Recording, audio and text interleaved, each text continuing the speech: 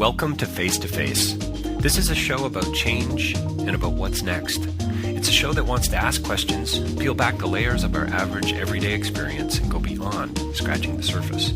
We interview amazing people with incredible ideas and stories who have done wild, weird, and wonderful things. Remember that imagination shared creates collaboration, and collaboration creates community, and community inspires social change. I'm David Peck, and this is Face to Face.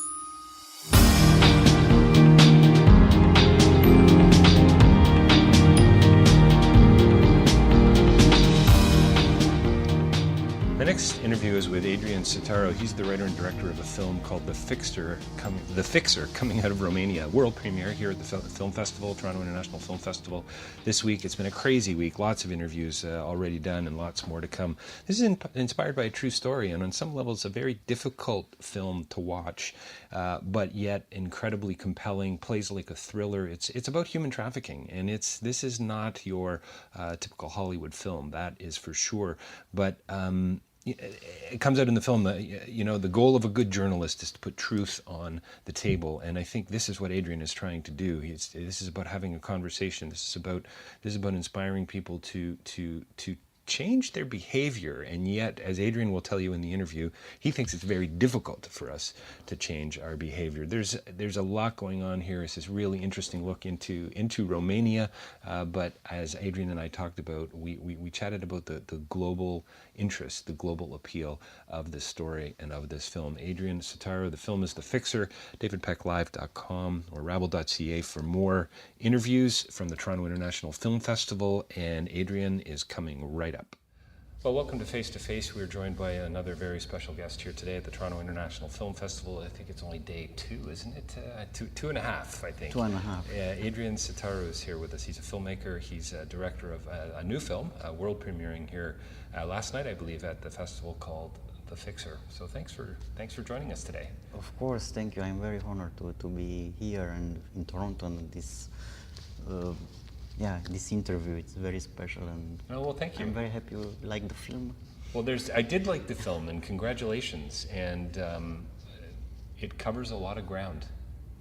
On a certain level, it sort of plays like a thriller and a little bit of a detective story in a sense.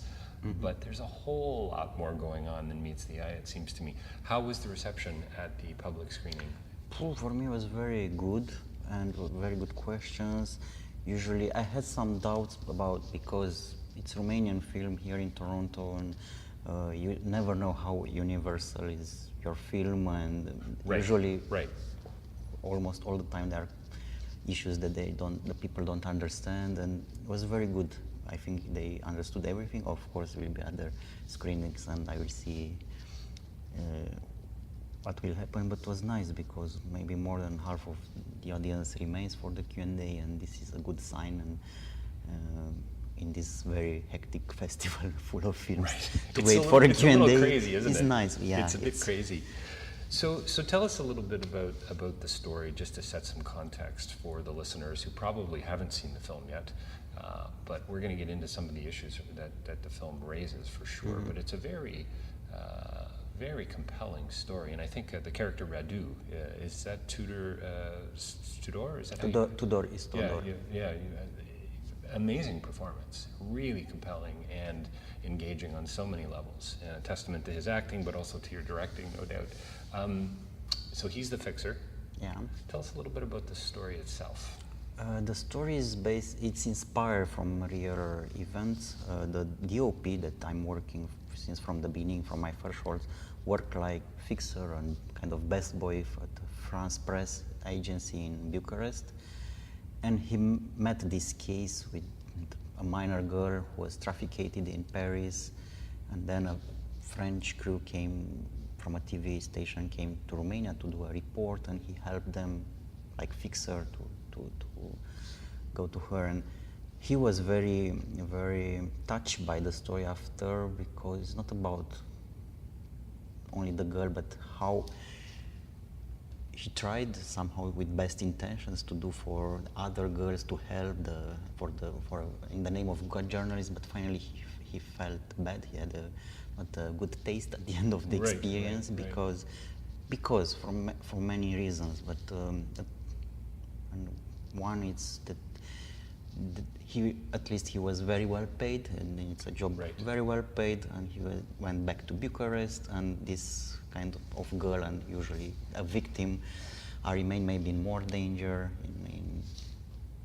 and yeah, I like when he started to talk with me about this story, because in my films, more or less, but more, I have issues about more this subject about morality. Of course, yeah.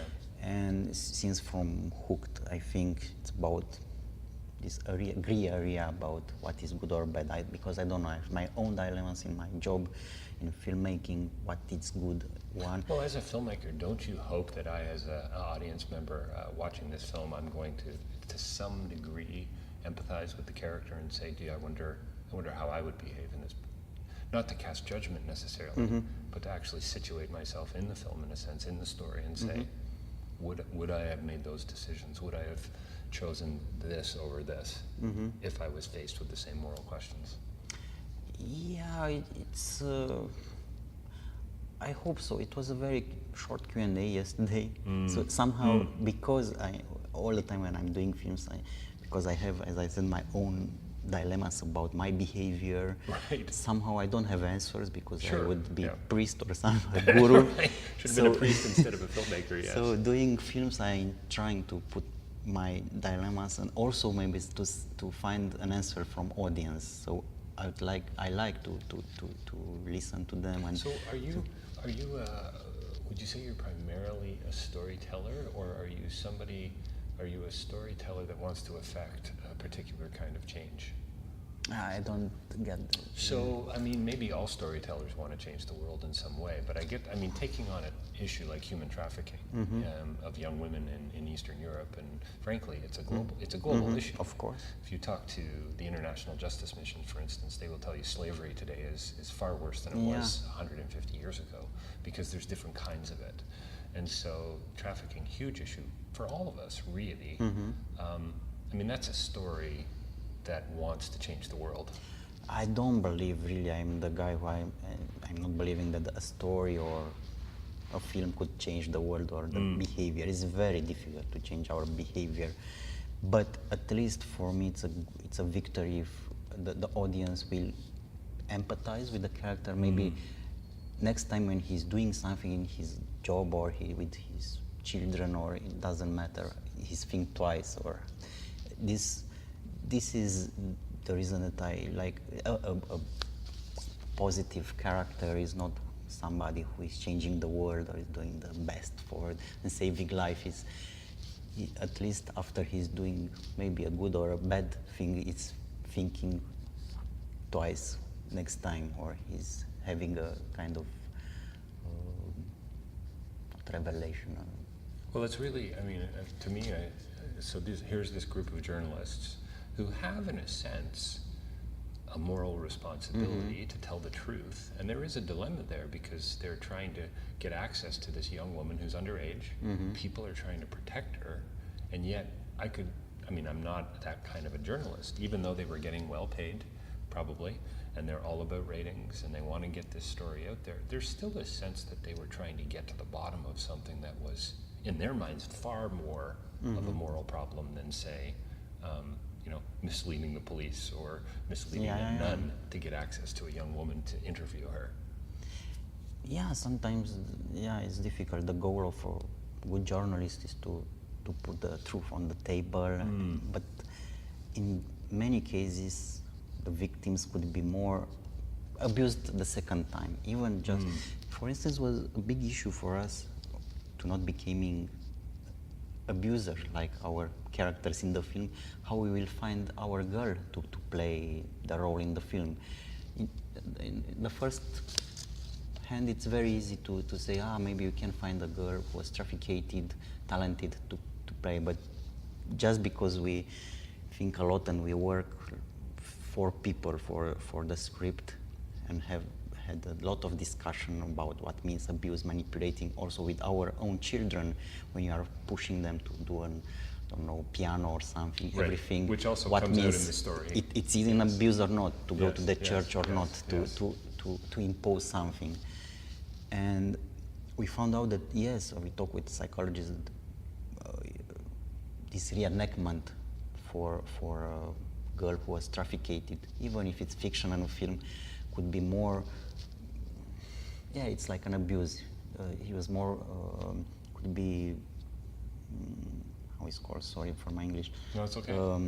So you actually considered Hurted. Reliving it and almost a post-traumatic stress almost that Exactly. a young woman or anyone would be dealing with. I would say, Actually, it was a phrase there that for 1 year of abuse you need 8 That's years, correct. and it's very true from big psychologists or psychiatrists. Yeah, it comes who out in are the film. For working- every year of abuse, you need 8 years of therapy to Exactly, recover from and it. it's true. So, yeah, we start to think about how to find this girl to not suffer in the end. Doing So you this considered kind- using a woman who had been trafficked, actually? No, after you we didn't. After you did your research. after we talk a lot about what means abusing, how we are behaving with our children. We found out, yes, this is the worst case to pick up a girl who was trafficked. So we started casting to find a smart girl. We talk a lot with the parents before to talk with the girl. The parents knows much better what their girls knows about sex, and we give the scripts, and it was a very interesting case when we had a girl and very talented at the casting, and at the end we didn't know exactly what he knew, because it was very important to not find out sexual issues from us doing this film. It's time for everything. It's not a matter of age. And at a certain point, or maybe the last question, it was very frankly, hey, you know actually what means oral sex? And she said, yes, of course. What it means for you? To do sex 1 hour, or it was something like from hour to hour in each. So we realized that she don't know what it means really, so I said, okay, thank you very much. So we skipped this girl because we realized that it's not normal to find out from us. Right.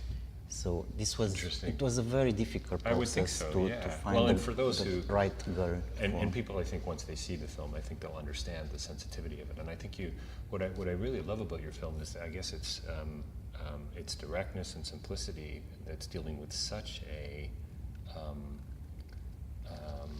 complicated issue. I mean, I wrote down, for me, the film, what is The Fixer about? I mean, quickly, poverty, crime, gender, ethics, truth to get to the truth, This whole notion of utility and utilitarianism as a moral kind of concept to say, how much am I going to do to get the truth on the table to your comment? What am I going to, who am I going to bribe? What are the lines I'm going to cross?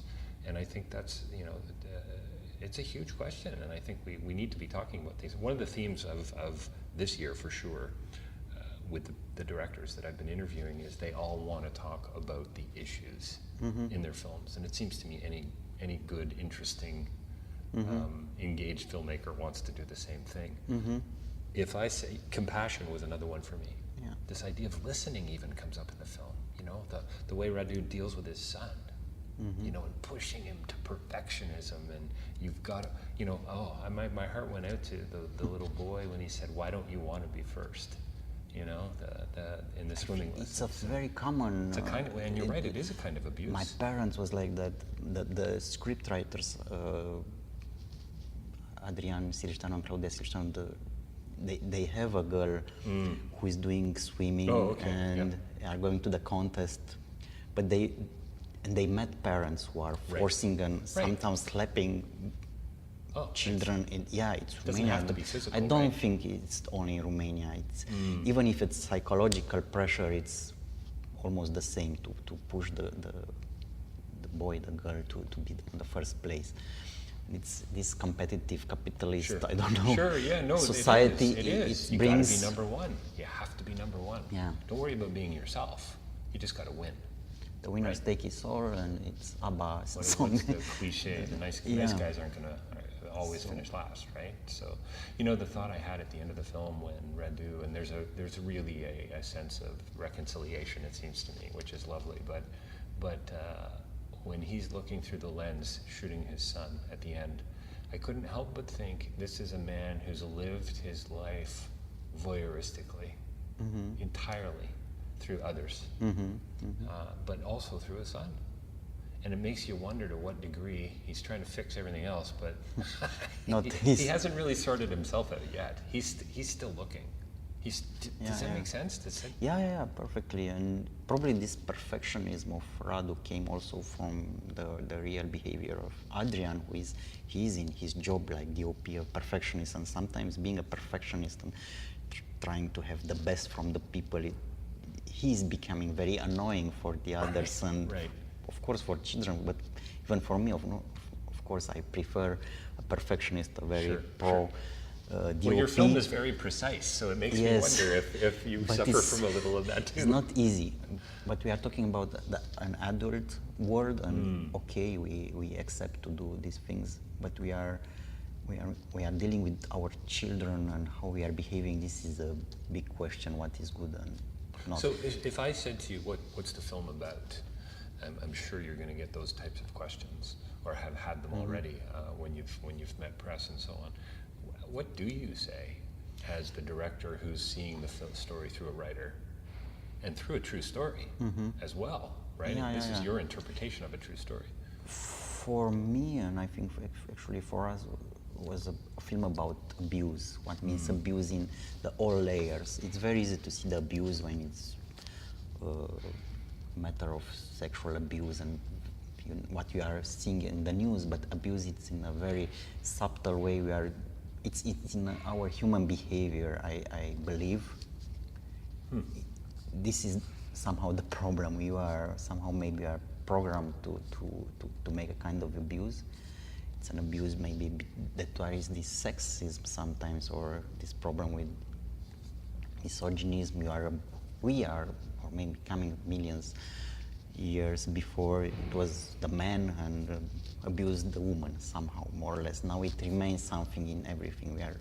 There's a kind of almost an exploitation. I was just in a cafe, and I dropped my umbrella on the ground, and I was clearly scrambling to get things ready to prepare to come to the interview today. And I dropped my umbrella, and it rolled a ways away, almost to the next table.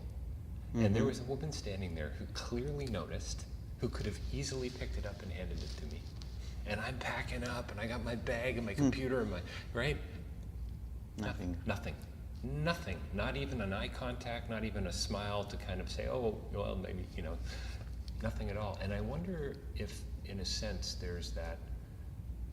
I mean, for me, your film, The Fixer, is about others, and this idea of listening and attending to others, and why don't we? Why don't we think of others? We're so sort of focused on ourselves. And there's this, in the film, when the three journalists finally, and for me, one of the most uncomfortable scenes in the film is when they're interviewing her in the car. The confined space, the claustrophobia of it, her facial expression or lack of it, and so on. So they finally do get to this interview, which is important to me for the story, and for them to tell their story. But the way you film it, and as they're walking away, I couldn't help feel like, okay, we're done. Exactly. Thanks very much. You've given us what we need. Off we go. We'll never see you again. This was the feeling of my DOP, the primary feeling that. Wow. He started to think that maybe it was something wrong, and then we discussed a lot, and we found out of our own behavior, because we started to think, but why you? Because it was interesting. He said the DOP. I don't know that, and what happened in the beginning of the film, that he the first impulse was to help his girlfriend, so he went to the cousin to. Right. And then I didn't like the cousin, by the way. Of Something course. not quite right with the cousin. And he said that I don't like the cousin, but he went there, and when he found out that maybe it could be easy to make it by himself, he called a French guy and did everything. And actually, it it came in the script because I found out from the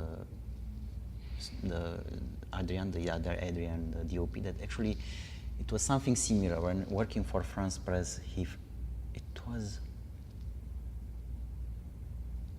I think it was a call phone, and it was a journalist who was supposed to work like fixer. It was a woman, and because he was the first one who picked up the phone and finally called his friend, and somehow it was a kind of abuse.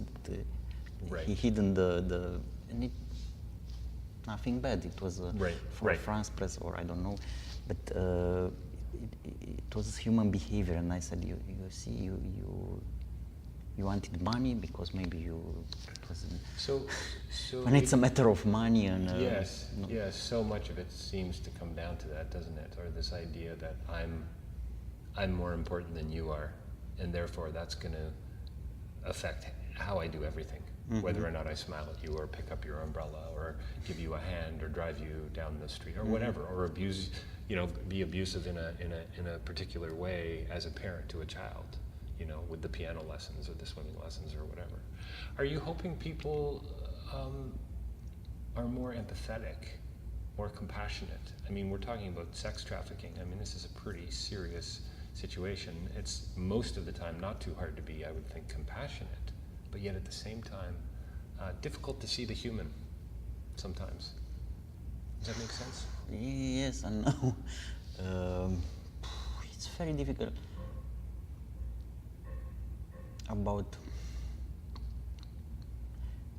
It's not enough to be, I think it's not enough to have compassion. Because the problem is not only the people who are going to these prostitutes. It's a line there that we put when the French guy is asking Radu, you have never been with a prostitute? No. Right. But then he's asking, you never click a porn link? Right.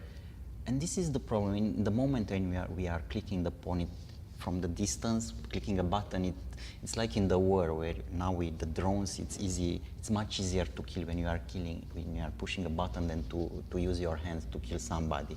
The responsibility, it's far away. It's the same with the link porn, but actually the girls who are there are trafficked because somebody is clicking a link. So it should be more than compassion, that it should be everybody to avoid to use these links, buttons, and then maybe to not go to the prostitute. It's difficult. We are maybe in thousands years will happen here. Right. So you want, in a sense then what you're saying is you want that compassion and that empathy to lead to better choices, better behavior, better action, or more action. Yeah, needs more action, and I think it's not enough. So you didn't make this film just for Romanians? Yeah, usually I'm trying to find the universality in my instincts and dilemmas, and I think it's important. I'm really interested in human behavior, that we are thinking we are a very developed species, and I think we are more close to animals than superior something. It's a lot of wars in the world, and we have clothes and we are polite. We've come a long way, but we have a long way to go still. Yeah, like you say, maybe another 1,000 years. How far did you stray from the actual case study in the script? Sorry? How far did you, what kind of creative license did you take from the true story itself? Yeah, probably it never happened what it happened in the car about the girl trying to make a blowjob to Radu. Right, to solicit him, yes. But we read, it's a very famous, I don't remember now the name, a psychologist who worked with abuse children. When it was a story of him, the book is starting with this story when the girl came to the doctor. She knew that he's a doctor, and she tried to make therapy. And from the first meeting, he talked with the girl and everything, and she started, you want to blowjob, and actually this was about the book, because it's not easy. Maybe from him is coming this. It's not easy to solve the problem. You need 8 years of. Right. Yeah, And even if he thought that the problem was solved, he found out that the girl going to the high school and everything, he found that he's still doing with boys these kind of things, just because somehow it was too late. It was his behavior. He learned that in this way he can have a connection with a doctor or with the man. The only thing, it's not about talking. It was his way to be polite and to have a connection. What's interesting in the film, the way Radu's character just kind of really, for me, shifted. I mean, very likable guy throughout the film. He really is, for most of the time. But at that moment, all of a sudden, I started to see his empathy and his compassion for this young woman, and how he pushed back, how he pushes back on the other journalists and saying, "We got to leave her alone. We got to move on." It's like that was like the tipping point for him. We're gonna go. This is taking it one step too far. Yes, but in the same time was my own question. But maybe I am like Radu. Maybe Radu will be never a good journalist, and maybe I'll not be never a good director, because we know scandals about directors who are abusing the actors. Recently was about the blue, the warmest color. The Keshish film about how he works with the girls, and yeah, I don't know. Maybe to do good reports, to do good jobs, journalism, films, maybe you have to be like that, a bit abusing, to be a bad guy. Right. So I suppose to some degree it comes down to, I guess, the definition, and to being compassionate, and to listening and being attentive, I think. I'd like to think so anyway. We're going to have to wrap it up in a minute, Adrian, sadly, but I do want to ask you about the phantom limb scene and the train. And it's fascinating to me, because we sort of, it's Oliver Sacks is a neurologist, and that's where I first was introduced to this idea of a phantom limb, and a man who had lost his leg in a war accident, and thought he had 3 legs, and he would grab one of his legs and throw it out of the bed, and so he would keep falling out of bed all the time. But it was and as you say in the film, or your character says, it's all in the brain. So are you telling me is that what you're saying, that my abusive tone or nature, it's all here? It's electrical impulse, or is it more than that? We are behaving because any kind of doctor or a scientist will say it's electronic, chemical things. It's very interesting, miraculous. Could be God, I don't know, but it's a matter of mechanics and chemistry and physics. But it's not about that. About that scene, it came in my mind when as I said, we worked. It was Adrian Sitaru who was inspired this story. His wife wrote the script, but we had many meetings also together with Răzvan Rădulescu, like a script consultant, who was the co-writer of Cristi Puiu first films and co-writer of Radu Munteanu, another very good films. Anyway, and Răzvan said, I think here we need a scene like Sitaru's scenes. He has a scene in each film, very absurd and crazy. And in that moment, I remember that time I'm watching TED conferences, and those yes, and I watch an Indian doctor who was, because there are these kind of cases with, phantom limb, with big pains, and he discovered that all these kind of things, and he explained very easily. He put a mirror, and the patient felt that like he saw the brain saw the missing arm, and everything was fine. And the pain it was a long thing. For me, it was very interesting how the brain is working, and I put this story in the film, of course, exaggerating about masturbation and everything. But now you are telling about those 3 legs. It sounds weird, but I think. Well, I wonder to what degree, and I think this is probably a really nice way to wrap it up. But I wonder to what degree, you could sort of say that the process of healing is very much in the brain, I suppose. But there's still also a part of the physiology of who we are and our humanness and making choices and stepping forward. And Radu makes those choices, and we all have a responsibility of, it seems to me, phantom limb or no phantom limb, you know? But for me it was also a metaphor that maybe Radu, it's, even if it seems to have everything, it's missing something with this perfectionism. It's missing an organ, and because of that it's suffering or makes the others to suffer. So it's everything in his brain is missing. I don't know, compassion. Compassion, and maybe he's not the fixer that he thinks he is. Yeah, which I think exactly. is really, really interesting.